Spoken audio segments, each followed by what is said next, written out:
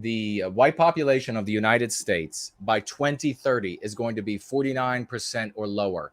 I jump over here to the Associated Press. Census shows U.S. is diversifying. Do you see how the author does this here? Diversifying instead of course, the author wouldn't say white erasure. But note well that the anti-whites, when an area is being white erased, they call it a moral good under the rubric diversifying. Remember that. Share that with those in your circles of influence. Census shows U.S. is diversifying, white population shrinking. The U.S. became more diverse, right? The U.S. is now more white erased and more urban over the past decade.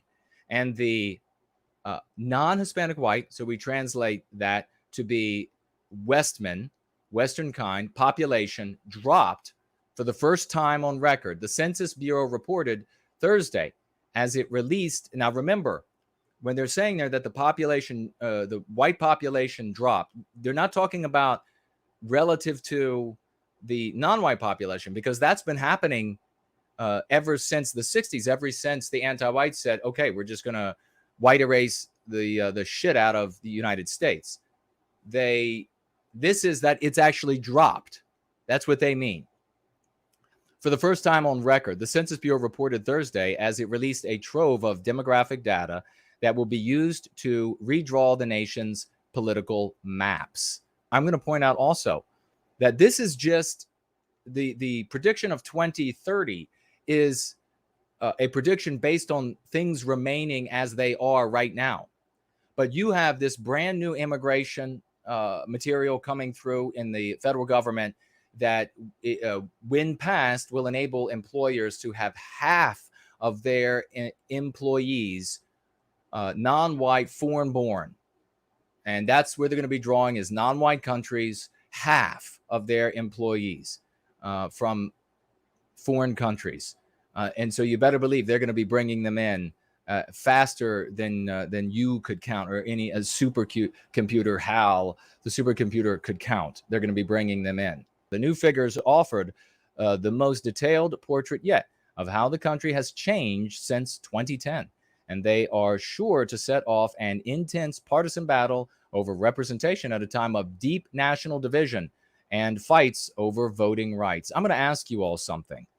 As the white population is white erased from Western countries, wouldn't it be powerful for anti-whites to occupy the white population with arguments over anything else?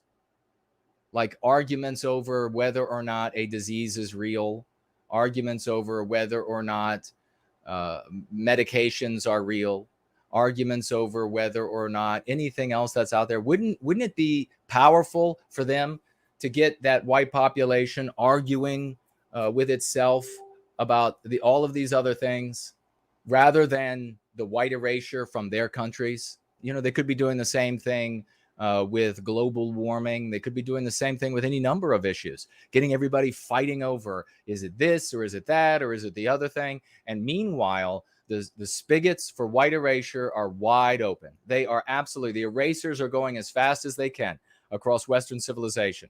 And everybody's worried about all of this other nonsense. All population growth in the United States driven by, and there is that anti-white slur, or another MP rather, minorities. Never, ever, ever refer to non-white people as minorities, and never allow people around you to refer to them as minorities.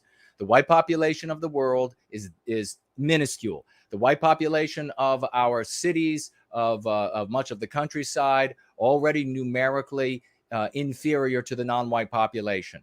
You point that out. You point out that it's anti-white to call non-white people minorities, because it makes it appear that they are in a precarious situation where they need this endless help from us. No, we are the minority in the countries that we built. When we have been the minority of the world's population forever, they're going to refer to us, once we are the numerical minority, as legacy majority.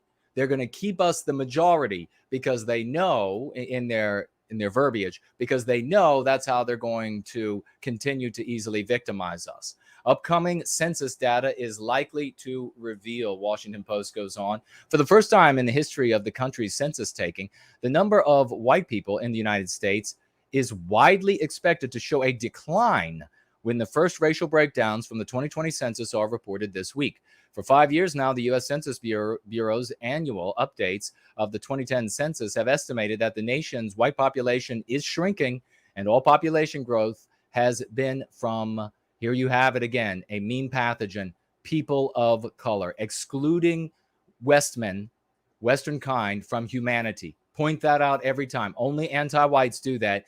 You know that Tara over there at the Washington Post typing away, and Tara and Ted typing away like drunk little sea monkeys, are as anti-white as they come. You know, the Washington Post is as anti-white as it can possibly be, to exclude Western kind from humanity.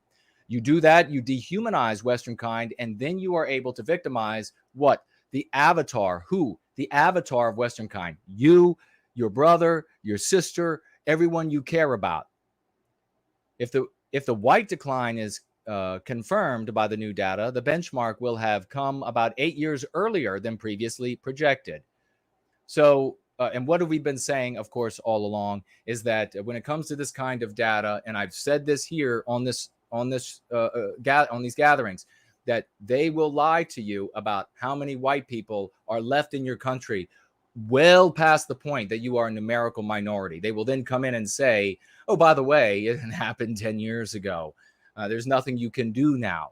We have to get started worldwide making this happen for our people, using the lexicon. Use those 5 concepts we're talking about yesterday: anti-white, anti-whiteism, anti-white narrative, Western kind, white erasure. Spread that far and wide, ladies and gentlemen, because that is what's going to empower the white population everywhere they are, everywhere they live, to defend themselves, and on the basis of our people. And if they defend themselves on the basis of our people, they're defending us.